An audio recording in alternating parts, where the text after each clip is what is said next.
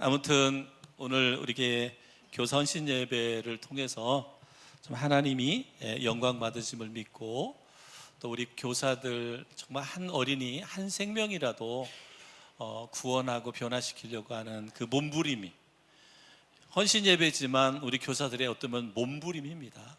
여러분, 아침부터 나와서 기도해야 하고, 또 기꺼이 요즘 아이들 쉽지 말 잘 안 듣는 거 여러분 잘 아시잖아요.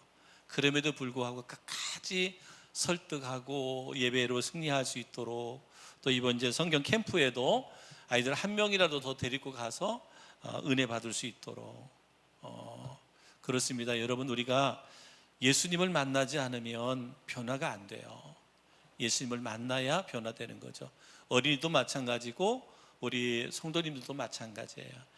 예수님을 만나야 체인지업이 되는 거잖아요. 변화가 되는 거예요.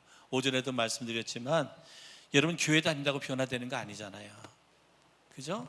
교회를 습관적으로 다닌다고 변화되는 게 아니라 예수님을 만나야 변화되는데, 그 만남을 위해서 우리 어렸을 적부터 만남을 위해서 그렇게 기도하고, 또 이렇게 양육하고 또 축복하고 그렇습니다. 아무튼 오늘 헌신하는 우리 교사들을 주님의 이름으로 축복하고요, 또 그들의 열정이 한 영혼을 구원하고 하나님의 나라 지경을 넓히게 하는, 여러분 보세요. 이렇게 교사가 준비되어 있어요.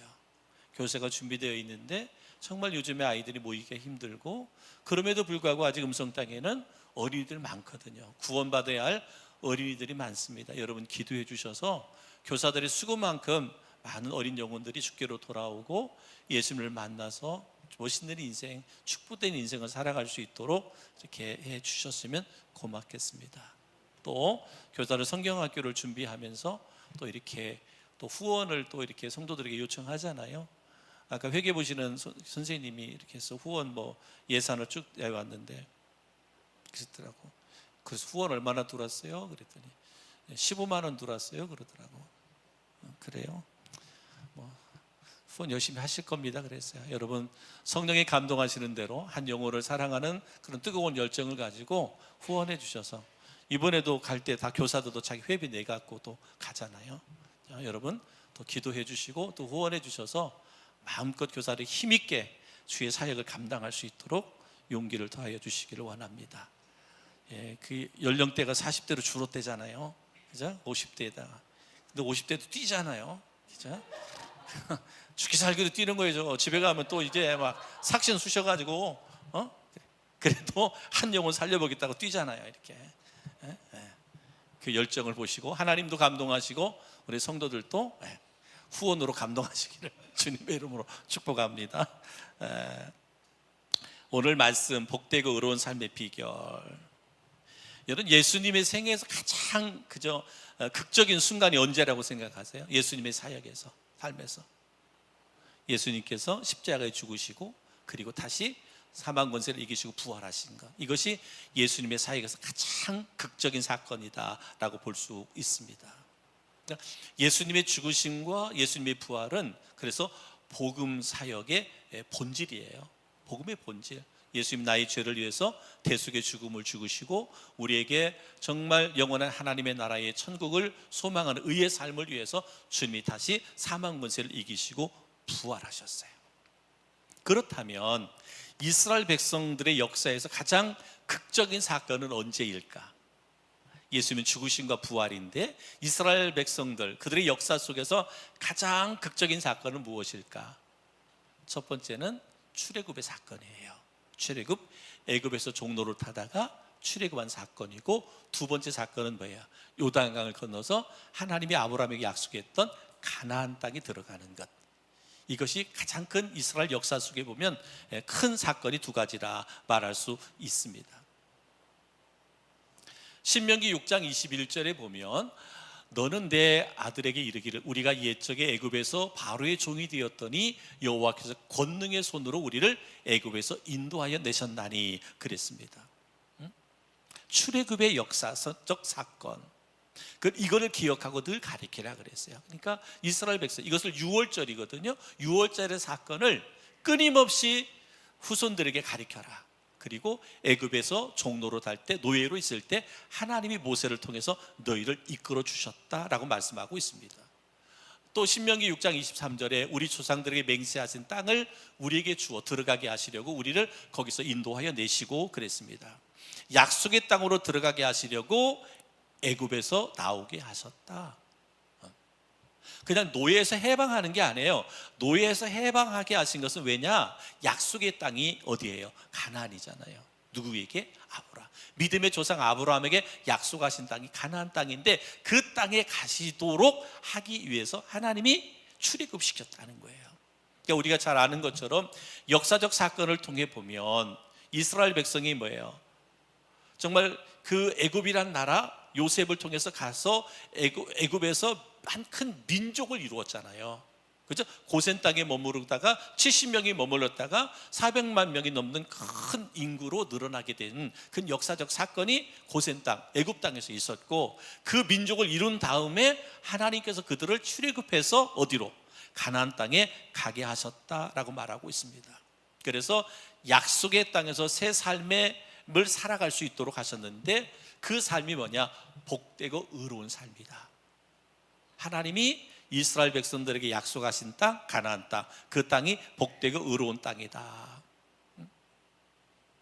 그러면 그들이 가나안 땅에 들어갔을 때 그들이 복되고 의로운 삶을 살아갈 수 있도록 하나님께서 그들에게 주신 게 있어요. 그것이 뭐냐면 토라예요. 즉 하나님의 말씀. 하나님의 말씀을 주셨어요.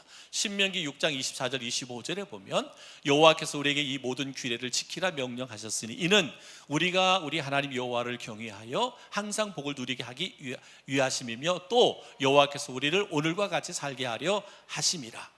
25절 우리가 그 명령하신 대로 이 모든 명령을 우리 하나님 여호와 앞에서 삼가 지키면 그것이 곧 우리의 의로움이라 할지니라 그랬어요. 그러니까 출애굽에서 가나안 땅에 들어가서 그들이 복되고 의로운 삶을 살 수 있도록 하기 위해서 뭘 줬다? 하나님의 말씀을 주셨어요. 약속의 말씀을 주셨습니다. 그렇다면 하나님의 백성된 우리가 어떻게 약속의 삶을 바라보며 복되고 의로운 삶을 살아갈 수 있을까? 하나님께서 그의 후손들에게 이 출애굽의 사건과 가나안 땅에 들어가고 가나안 땅에서 복되고 의로운 삶을 어떻게 살 것인가에 대해서 말씀했는데, 그러면 우리가 그 삶을, 그 인생을 어떻게 살아갈 수 있을까? 그것은 바로 우리가 늘 나온 자리를 돌아봐야 돼. 나온 자리가 뭐예요? 출애굽이잖아. 애굽에서 나온 자리를 기억해야 되고 새롭게 들어온 자리, 가나안 땅을 우리가 기억해야 된다. 이 말은 오늘로 말하면 우리 예수 믿는 사람들은 예수님께서 십자가에 죽으신 것을 잊지 말아야 된다. 이스라엘 백성들이 후손들에게 출애굽의 사건을 잊지 말게 하셨고 또 가나안 땅, 약속의 땅 가나안 땅에 들어가서 복되고 의로운 삶을 살게 한 것을 잊지 말라고 한 것처럼 오늘 예수 믿고 살아가는 우리 그리스도인들은 우리가 잊지 말아야 되는 것, 십자가에 예수님이 죽으신 것을 잊지 마라. 또한 우리를 복되고 의롭다 하시려고 새로운 삶을 우리에게 주시려고 예수님이 뭐예요? 다시 살아나셨잖아요. 부활하셨잖아요. 예수님이 죽음으로 끝나는 게 아니라 우리에게 새로운 소망, 삶을 주시기 위해서 다시 살아나셨다. 그래서 항상 우리는 이 복음의 사건, 예수님의 죽으심과 부활을 잊지 말아야 되는데, 여러분 우리가 나온 자리, 말씀드린 것처럼 신명기 6장 21절에 보면 우리가 옛적에 애굽에서 바로의 종이 되었다 그랬어요. 바로의 종이 되었습니다. 요셉의 애굽의 총리로 있었지만 시간이 지나면서 이스라엘 백성들의 숫자는 늘어가면서 이제는 뭐예요? 요셉을 알지 못하는 애굽의 왕이 있었습니다. 출애굽기 1장 8절에 보면 요셉을 알지 못하는 새 왕이 일어나 애굽을 다스리더니, 그때부터 이스라엘에게 백성들에게 고난이 시작된 거죠. 출애굽기 1장 11절에 보면 감독들을 그들 위에 세우고 그들에게 무거운 짐을 지워 괴롭게 하여 그들에게 바로를 위하여 국구성 비돔과 라암셋을 건축하게 하니라. 또 14절에 어려운 노동으로 그들의 생활을 괴롭게 하니 곧 흙 이기기와 벽돌 굽기와 농사의 여러 가지 일이라. 그 시키는 일이 모두 엄하였더라 그랬어요. 그러니까 요셉을 알지 못하는 왕이 이제 고센 땅에 머물고 있는 이스라엘 백성들에게 엄청난 핍박을 하는 거예요. 고난을 주는 거예요. 이제 심지어는 어떻게 됐어요? 애굽의 사내 아이들은 태어나면 다 죽이라고 그랬잖아요. 이 일들을 통해서 이제는 이스라엘 백성들이 뭐예요? 이제 출애굽의 필요성을 알게 하시는 거예요. 출애굽. 우리가 이 땅에 머물러 있어야 될 때가 아니구나. 이제는 출애굽해야 되는구나. 출애굽. 그것이 뭐예요? 애굽에서 나와서 하나님이 우리 조상, 믿음의 조상 아브라함에게 약속하신 약속의 땅을 향하여 우리가 나아가야 되겠구나라고 하는 그 필요성을 느끼게 된 거예요. 그래서 그때 하나님이 모세를 세우시고 그 상황과 환경 속에서 모세를 세우셔서 출애굽하게 하셨다라고 하는 것이죠. 그렇다면 이 사건을 통해서 오늘 신약 성경, 지금 이 시대를 살아가고 있는 신약의 성경들이 이스라엘 백성들이 바로의 종된 것보다 더 비극적인 상황을 우리가 살고 있다라는 거예요. 에베소서 2장 2절로 3절에 보니까 그때의 너희는 그 가운데서 행하여 이 세상 풍조를 따르고 공중의 권세 잡은 자를 따랐으니 곧 지금 불순종의 아들 가운데 역사하는 영이라. 전에는 우리도 다 그 가운데서 우리의 육체의 욕심을 따라 지내며 육체의 마음에 원하는 것을 하여 다른 이들과 같이 본질상 진노의 자녀이었더니 그랬습니다.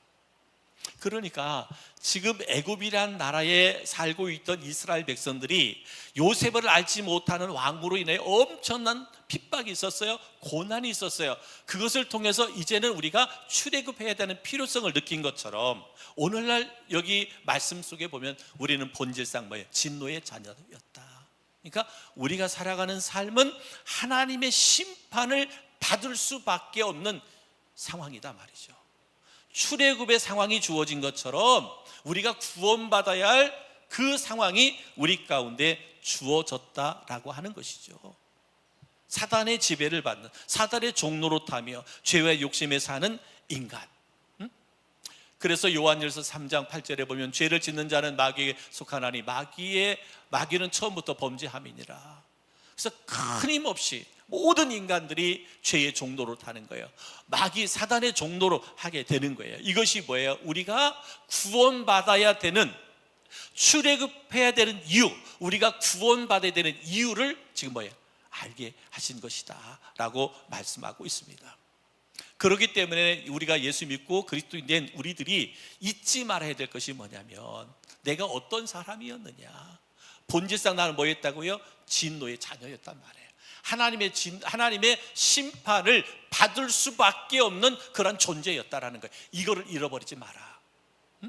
내가 어떠한 상태에서 내가 구원받았는가, 내가 하나님의 자녀가 되었는가, 천국의 백성이 되었는가, 이거를 뭐예요? 잃어버리지 마라.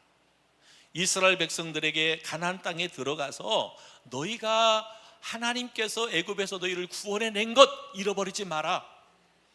자녀들에게 우리 지난주에도 말씀드렸잖아요. 쉐마, 들으라. 하나님의 말씀을 끊임없이 듣게 했어요. 그래서 하나님은 우리의 구원자가 되신다, 애굽에서 출애굽했고 약속의 땅에 들어가게 하셨다라고 하는 것, 이것을 잊지 마라 그랬습니다. 사랑하는 성도, 혹이라도 우리에게 고난과 슬픔과 삶의 고통과 절망 있다면 그것은 뭐예요? 지금 내가 구원받아야 할 때다. 구원받아야 할 때다. 또 우리가 다르게 표현하면 우리가 구원받은 하나님의 자녀로 살아가는데 우리에게 이런 고난과 고통들이 닥친다 그러면 뭐예요? 내가 하나님의 뜻에서 벗어난 삶을 살았구나. 지금이 나를 돌아보면서 뭐하냐? 회개해야 할 때인 거예요. 회개. 하나님에서 멀어져 있던 사람들은 다시 주께로 돌아와야 할 때라는 거예요. 왜 나에게 이런 고난이 닥쳐? 왜 나에게 이런 시험거리가 와? 해서 불평불만할 게 아니라 지금은 이스라엘 백성들이 그 고난 가운데 지금은 출애굽의 때라고 말한 것처럼 본질상 진노의 자녀라고 말할 때 우리가 구원이 필요한 것처럼 우리의 삶에 고난과 고통이 닥칠 때 믿는 사람에게 하는 말이에요. 지금은 우리가 주께로 회개하고 주께로 돌아올 때구나. 이것을 깨닫는 자가 되라고 오늘 성경은 말씀하고 있습니다. 그러면서 두 번째는 우리에게 뭘 말하냐? 우리가 돌아오게 된 자리를 돌아보라. 돌아오게 된 자, 다시 말하면 이스라엘 백성을 향해서는 가나안 땅에 들어온 그 자리를 기억해라. 골로새서 1장 13절로 14절에 보니까 그가 우리를 흑암의 권세에서 건져내사 그의 사랑의 아들의 나라로 옮기셨으니 그 아들 안에서 우리가 속량 곧 죄사함을 얻었도다 라고 말씀하고 있습니다. 우리가 예수 그리스도로 말미암아 죄의 종 된 자리에서 벗어나 죄사함 곧 자유를 얻게 되었다는 거죠. 이스라엘 백성들이 노예의 자리에서 벗어나 애굽 땅을 떠날 수 있었던 것, 이런 자유가 가능하게 된 것은 유월절 어린 양의 희생이기 때문에 그렇습니다. 유월절에 어린 양을 잡아서 문설주에 바르고 죽음의 사자가 애굽에 임할 때 그 피를 볼 때 넘어가리라. 그게 유월절이잖아요. 바로 그 어린 양의 피가 그들을 구원했다라는 거잖아요. 마찬가지입니다. 어린 양, 예수 그리스도의 보혈의 피가 우리를 뭐 했다는 거예요? 우리를 구원해 주셨다는 거예요. 어린 양 예수 그리스도의 대속의 죽으심이 구원의 근거가 된다. 그래서 히브리서 9장 22절에 이렇게 유월절 어린 양에 대해서 말씀하고 있고, 히브리서 9장 22절에 율법을 따라 거의 모든 물건이 피로써 정결하게 되나니 피 흘림이 없음즉 죄사함이 없느니라 그랬습니다. 예수 그리스도, 유월절 대신 예수 그리스도의 죽으심으로 우리가 죄의 종된 자리에서 벗어나 자유로운 백성, 새로운 삶을 출발하게 되었다라고 하는 것이잖아요. 그렇기 때문에 우리가 이제는 뭐예요? 예수 그리스도를 통해서 구원받아 하나님의 자녀가 되었다면 이제는 우리는 어떻게 해야 되느냐? 우리는 어떻게 해야 되느냐? 그 안에서 복되고 의로운 삶을 살아야 돼요. 그러니까 지금 우리 그리스도인들, 우리 성도들은 성도답게 살아야 되는 거예요. 세상의 가치 기준이 믿지 않는 세속 사람들과 어둠의 종로로 타고 본질상 진노의 자녀들과 같은 삶을 우리가 똑같이 추구하며 살아가면 안 된다는 거예요. 우리는 예수의 보혈의 핏값으로 구원받아 하나님의 자녀가 된 자들이란 말이에요. 가나안 땅에 들어간 자들이란 말이에요. 가나안 땅에 살고 있는 그 7 족속의 그 우상을 섬기는 자가 되어서 안 된다는 거예요. 우리는 거룩하게 구별된 삶을 살아야 된다. 복되고 의로운 삶을 살아야 된다라고 하는 것이죠. 그래서 예수님의 죽으심과 이 부활을 통해서 우리가 얼마나 존귀하고 존귀한 자인가. 그래서 바울은 고린도전서 10장 2절에 이렇게 말했어요. 모세에게 속하여 다 구름과 바다에서 침례를 받고 그랬어요. 그러니까 이스라엘 백성들이 뭐예요? 그들이 뭐예요? 바다를 건너왔잖아요. 바다를, 그죠? 그 홍해 바다를 건너왔잖아요. 모세가 기도했을 때 홍해가 갈라지고, 그리고 그들에게 구름이 항상 그 뜨거운 태양빛에서 구름으로 그들을 가려주셨잖아요. 그래서 바울은 그것을 뭘로 표현했냐면 침례로 표현했어요. 침례로. 모세에게 속하여 다 구름과 바다에서 침례를 받았다라고 하는 것이죠. 여러분, 침례의 의미는 뭐예요? 침례의 의미는 바로 죽고 사는 것을 말하잖아요. 물속에 완전히 잠길 때 내가 죽어지는 거잖아요. 옛사람이 죽어지는 거, 비록 상징적인 것이지만, 그리고 물속에서 나올 때 다시 사는 것을 의미합니다. 그러니까 뭐예요? 이스라엘 백성들이 구름과 바다에서 침례를 받았다는 얘기는 이미 뭐예요? 그들이 이미 바다에서 건너올 때 바다 속에서 이미 죽은 것과 같다라는 거죠. 죽었다는 거예요. 바다에서. 너희가 애굽에서 있었을 때 너희는 이제 죽었다. 이제는 너희가 새로운 피조물이 돼서 어디를 간다는 거예요? 약속의 땅으로 간다라는 거예요.